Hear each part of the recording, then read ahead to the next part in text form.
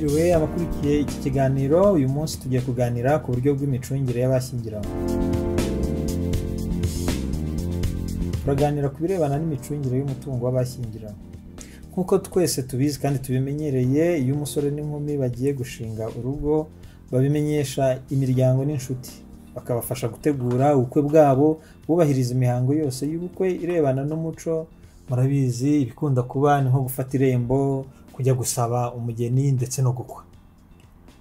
Muri uyu muhango usanga abasabwa umugeni babwira abaje gusaba ko umukobwa wabo ari mutumwinka, bakamwita utuzina twinshi, bakavuga ngo ni umutesi, bivuga ko iwabo aba yaratese, kandi bakababwira ko ari muzirankoni.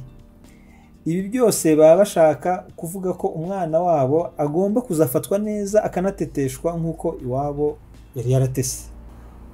Mu mihango y'ubukwe y'abantu ari abemeramana, mbere yo kubana babanza gusezerana imbere y'Imana bakurikije imihango y'imigenzo iteganywa n'idini bihitiyemo. Bashobora kuba ari abakristu, bashobora kuba ari abayisilamu cyangwa andi madini. Ahaho usanga abageni bibutswa ko bagomba gukundana, bagasangira akabisi n'agahiye, bakabana karamata, kuko icyo Imana yafatanije ntihakwiye kugira ugitanya. Aya ni amagambo tumenyereye y'abantu basezerana imbere y'Imana. Muri make, nta mpamvu n'imwe yagakwiye gutuma abashakanye batandukana uretse urupfu gusa. Ariko imbere y'amategeko ibyo byose, haba iby'umuco cyangwa gusezerana imbere y'Imana, bigira agaciro ari uko bikorewe imbere y'ubutegetsi bwa leta. Ni ukuvuga bikozwe n'umwanditsi w'irangamimerere, hubahirizwa imihango yose irebana n'ishyingirwa nk'uko iteganywa n'amategeko. Ahaho ikintu gikomeye bibutswa ni uko abashyingiranywe bagomba kubahana, bagafatanya kubaka urugo rwabo bakurikije ubushobozi bwa buri wese. Ariko ku buryo bw'umwihariko, abageni bagiye gushyingirana imbere y'amategeko basabwa guhitamo uburyo bw'imicungire y'umutungo wabo. Icyo gihe bahitamo bumwe muri ubu buryo butatu bukurikira tugiye kubabwira. Ubwo buryo si ubundi rero buteganywa n'amategeko: ni ivangamutungo rusange, ni ivangamutungo w'umuhahano, ndetse n'ivanguramutungo risesuye. Iyo urebye neza, yaba imihango y'ubukwe irebana n'umuco ndetse n'idini, iyi yose abageni n'ababashyigikiye bayiha umwanya munini, ndetse rimwe na rimwe bikanagorana kuko haba hari nk'ingingo baba batumvikanaho, nko guhitamo idini, aho ubukwe buzabera n'ibindi nk'ibyo. Igitangaje rero ni uko byinshi muri ibi abantu bataho umwanya munini birangirana n'umuhango w'ubukwe nyirizina, mu gihe ibikomeye bazabana nabyo igihe cyose ari byo micungire y'umutungo wabo ntibabitindeho, kandi bishobora kubagiraho ingaruka zikomeye. Twatanga urugero: iyo abantu bategura ubukwe, usanga bakora inama bashaka aho ubukwe buzabera, bashaka sale, imyambaro, kandi ibyo byose iyo ubukwe burangiye nabyo birangiriraho. Ariko guhitamo uburyo bw'imicungire y'umutungo wabo ni ibintu bizahoraho igihe bazaba babana. Niyo mpamvu rero muri iki kiganiro tugiye kubafasha gusobanukirwa neza icyo imicungire y'umutungo w'abashakanye ari cyo, ndetse n'ubwoko bw'iyo micungire, kugira ngo bibafashe guhitamo neza. Rero mukurikire. Ese imicungire y'umutungo w'abashyingiranywe cyangwa y'abashakanye ni iki? Ingingo ya 3 y'itegeko isobanura neza ko, aho itanga igisobanuro cy'imicungire y'umutungo w'abashyingiranywe, aho igira iti: imicungire y'umutungo w'abashyingiranywe ni uburyo buteganywa n'iri tegeko abashyingiranywe bumvikanaho mu gucunga umutungo wabo. Mubyumve neza, ni uburyo bahitamo. Ariko ubwo buryo ni butatu twabuvuze haruguru: ni ivangamutungo rusange, ivangamutungo w'umuhahano, ivanguramutungo risesuye. Reka rero turebe uburyo ku bundi.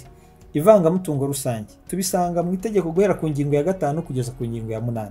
Ibyo tubona muri izo ngingo ahanini birashaka kuvuga iki? Ivangamutungo rusange ni amasezerano abashyingiranywe bagirana, bumvikana gushyira hamwe umutungo wabo wose, ibyimukanwa n'ibitimukanwa, kimwe n'imyenda yabo yose. Imyenda bivuga ahangaha ni amadeni. Ni ukuvuga ngo byose muba mubisangiye. Niba umwe yaraje afite amadeni cyangwa imyenda, abisangiye n'uwo bashyingirana. Abahisemo ubu buryo rero baba biyemeje ko buri wese afite uburenganzira bungana n'ubwa mugenzi we bwo gucunga umutungo wabo mu buryo bukwiye, kuwikenuza, kuwutanga no kuwugurisha haseguriwe ibyo amategeko ateganya ukundi. Icyo bishaka gusobanura ahangaha, wasezeranye n'umuntu ivangamutungo rusange, nubwo umutungo yaba ari mugenzi wawe wawushatse, nawe ufite uburenganzira bwo kuwukoresha nkawe. Urugero, buri wese mu bashyingiranywe ashobora kugurisha itungo, imyaka yo mu murima, kandi icyo gikorwa akoze kikaba cyemewe imbere y'amategeko. Mbese urebye imitungo yimukanwa yose, umwe mu bashyingiranywe yawikenuza cyangwa akawutanga. Ibi birashoboka no ku mitungo utimukanwa, uretse ko wo ugira indi migenzo iteganywa n'amategeko. Urugero, iyo umuntu agiye kugurisha isambu, bisaba ko mugenzi we aza kumusinyira. Niyo mpamvu ho bose baba bahari.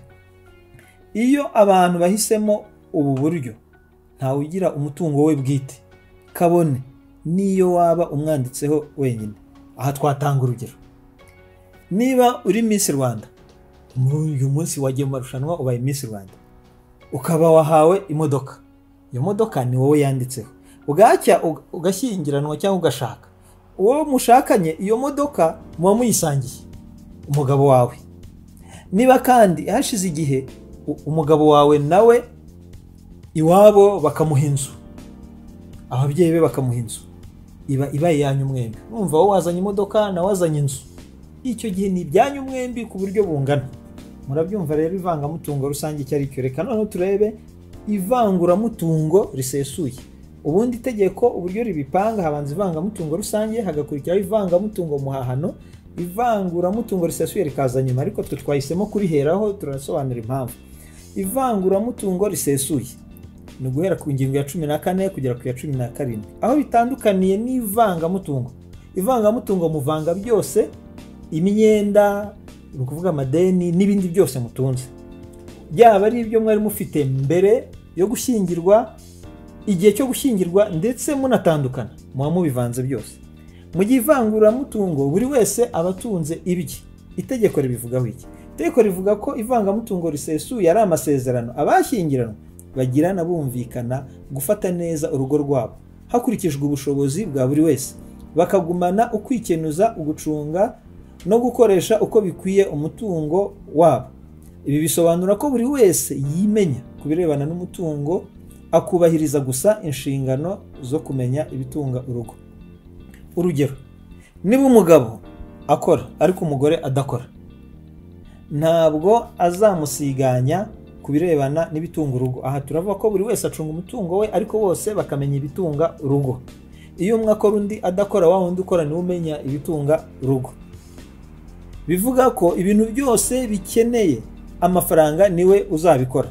Ntabwo azitwaza ko basezeranye ivanguramutungo ngo atange ibidahagije. Icyo bishaka kuvuga, twavanguye umutungo, abasezeranye bavanguye umutungo, ariko hari umwe udafite akazi. Ubwo wundi ufite akazi niwe uzamenya urugo. Ariko ya mafaranga yandi asigaye, urugero niba ahembwa miliyoni imwe, ibitunga urugo bikaba ari 200,000, azatanga 200,000. Ya 800,000 bisigaye azabikoresha icyo ashaka, kuko bavanguye umutungo. Mu gihe iyo baza kuba baravanze umutungo, n'ibyo 800,000 agomba kubikoresha mu buryo yumvikanyeho n'umugore we. Icyo bishaka kuvuga ahangaha, twabonye urugero ku mugabo ufite akazi. Biramutse ari n'umugore ufite akazi, niwe uzabikora mu gihe umugabo nta kazi afite. Iyo bose rero bafite akazi kinjiza amafaranga, bose bagira uruhare rwo gutanga ibitunga urugo. Rwa rugero twatanze, niba ibitunga urugo bingana n'200,000, umwe azazana 100,000, undi azana 100,000, ya yandi arenga basigaranye buri wese yimenye. Ibi nibyo bita ivangura mutungo risesuye. Uburyo rero twasimbutse bwari ubwa kabiri, ari ivangamutungo muhahano, bihera ku ngingo ya 9 kugera ku ngingo ya 12. Ni mu bishaka muzabyisomera. Ni amasezerano abashyingiranywe bagirana bumvikana gushyira hamwe ibyo buri wese yazanye igihe cy'ishyingirwa, kugira ngo bibe iremezo ry'ibihahano, kimwe n'ibyo bungutse mu mibanire yabo, bakorera hamwe cyangwa buri wese akora ku giti cye, byaba impano cyangwa ibizungurwa. Ubu ni uburyo bukomatanya ivangamutungo rusange n'ivanguramutungo risesuye. Icyo bishaka gusobanura ni iki? Ya mitungo buri wese yari atunze mbere yuko bashyingiranwa, rwa rugero twari twatanze rwa Miss Rwanda. Miss Rwanda azagumana imodoka ye bwite kuko yari ayifite mbere yo gushyingirwa. Ubwo aho harakurikizwa ivanguramutungo risesuye. Ariko umunsi babanye, wa muntu bashakanye iwabo bakamuha inzu, ya nzu yo bazayisangira kuko ni inzu yaje babana. Ariko Miss Rwanda afite umwihariko w'imodoka yari atunze mbere, iyo umugabo we ntacyo ayirebaho. Niba yigendamo bombi bazayigendamo kuko babana, kuko bakundana, ariko ntabwo bazayigendamo bombi kuko ari imodoka basangiye. Uwo niyo vangamutungo muhahano.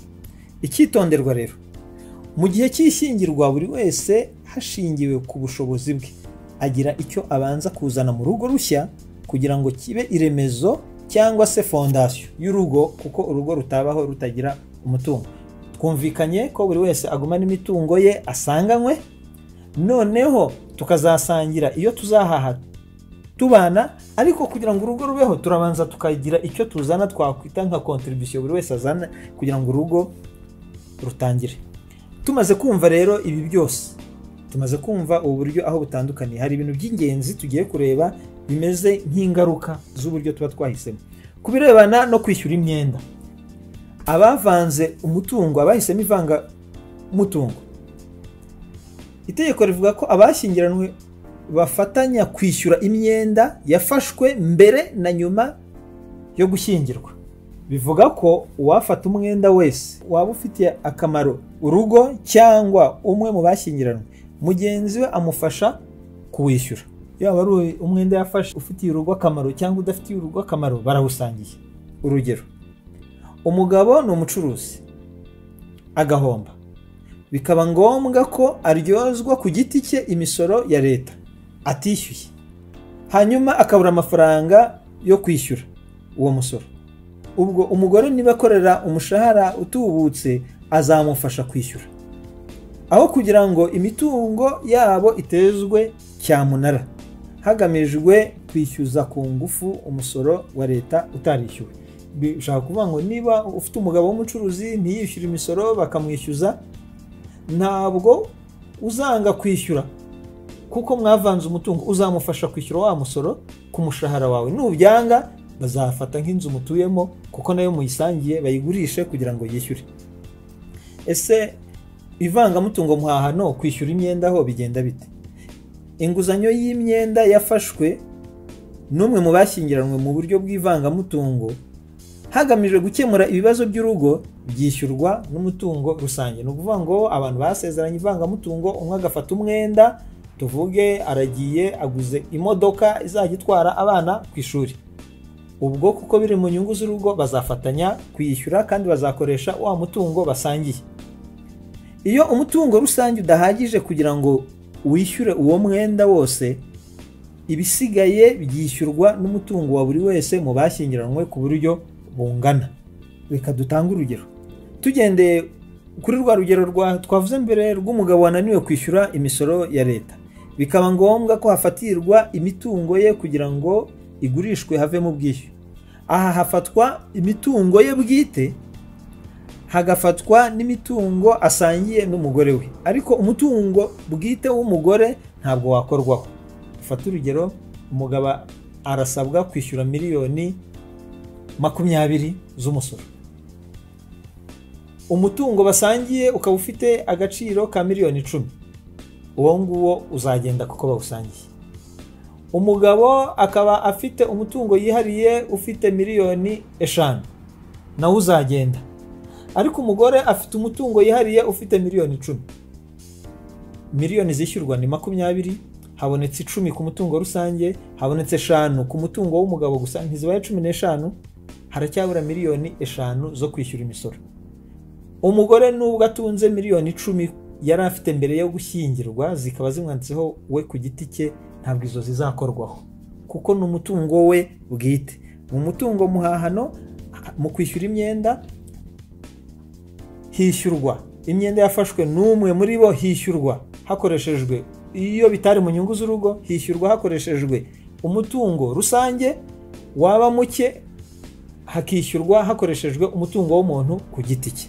Tukajya ku buryo bwa nyuma ku birebana n'ivanguramutungo, buri wese akoresha umutungo we. Bisobanura ko niba twaravanguye umutungo, umwe mu bashyingiranwe, dufate rwa rugero rw'umugabo, akananirwa kwishyura imisoro, bazafata imitungo y'umugabo gusa, imitungo y'umugore isigare. Bivuga ko no mu muryango bishobora kubagirira akamaro, kuko umwe azasigarana umutungo utunze urugo. Aho ingingo ya nyuma turareba ese iyo amasezerano asheshwe bigenda bite. Icyo bisobanura iyo mwavanze umutungo rusange, iyo amasezerano asheshwe, ni ukuvuga ngo habaye divorce, mufata umutungo musangiye wose, ari wo wari utunze mbere, nubwo yaba warazunguye iwanyu bakaguha etaje, uwo mwashakanye nta kintu yazanye, hakaba divorce, muzabigabana. Iyo mwasezeranye ivangamutungo muhahana, ukaba waraje ufite etaje nk'umurage wahawe n'ababyeyi, undi akaza ntacyo afite, nyuma mukubaka indi etaje ya kabiri, hakaba divorce, muzagabana ya etaje mwubatse mubana, ariko etaje wowe wari ufite umugore cyangwa umugabo mbere yo gushyingirwa uzayigumana. Noneho iyo ari ivanguramutungo risesuye, buri wese agumana ibye. Etaje wazanye uzayigumana, etaje mwubatse muri hamwe, ubwo muzaba mwaragaragaje uruhare rwa buri wese azafata ibye, nta byo kugabana bibaho. Mu magambo make, icyo nicyo twavuga ku birebana n'imicungire y'umutungo w'abashakanye. Ibi tubivuze mu rwego twavuga ko ari nk'insanganyamatsiko, tubate amatsiko kugira ngo mwumve uko bikora, buri wese ahitemo ibimubereye. Ntabwo twabahitiramo ngo tuvuge ngo uburyo bwiza ni ubuhe, buri wese yahitamo uburyo bumubereye. Iki cyari igice cya mbere cy'ikiganiro, twazagira igice cya kabiri mumaze kubaza ibibazo, tukabasubiza ibibazo byose mwibajije kuri iki kiganiro. Uwashaka kutwandikira yakwandika kuri email amategeko1@gmail.com, amategeko1@gmail.com, cyangwa agashyira comment cyangwa ibitekerezo bye kuri iyi channel ya YouTube iki kiganiro cyaciyeho. Murakoze.